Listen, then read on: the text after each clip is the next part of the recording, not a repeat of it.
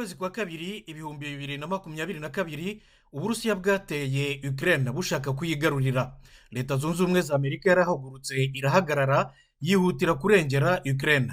Mu kwezi kwa kane gushize President Joe Biden yashyize umukono ku itegeko rigenera Ukraine amadolari miliyari 61 kuva rugikubita, avuga ko guverinoma ye itazatezuka. The United States walks away. Leta zunze ubumwe za Amerika iramutse isunye, Ukraine yagwa mu kaga, Uburayi bwagwa mu kaga, isi yigenga yagwa mu kaga, byatiza umurindi abo ari bo bose bifuza kutugirira nabi. Icyo nshaka kubwira Perezida Putin nzi kuva kera kiroroshye: ntituzasubira inyuma. We will not walk away.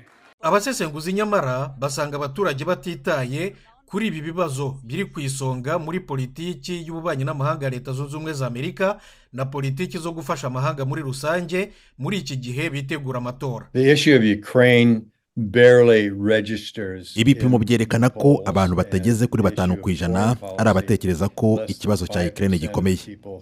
Niko bimeze muri rusange kubirebana na politiki y'ububanyi n'amahanga, umubano dufitanye n'Ubushinwa, gukumira Putin cyangwa ibibera muri Gaza.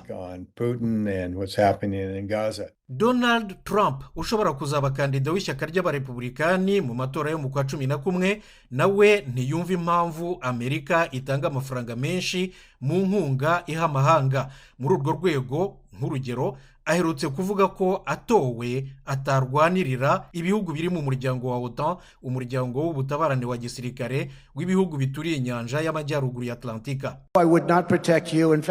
Sinzabarengera, mu by'ukuri nabagira inama yo gukora ibyo bashaka byose, ni akazi kabo. Intambara yo muri Gaza yabaye intandaro y'imyigaragambyo ikomeye muri kaminuza za Leta zunze ubumwe za Amerika. Bariyama guverinoma yabo kubera inkunga itera Israeli.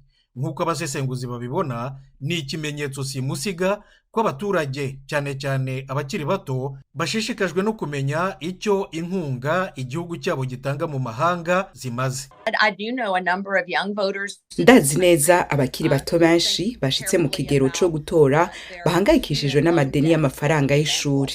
Aka n'akarorero, baribaza ngo kuki turi gupfusha ubusa amadolari amamiliyari n'amamiliyari turungika inkoho mu makungu muri Ukraine, muri Israel.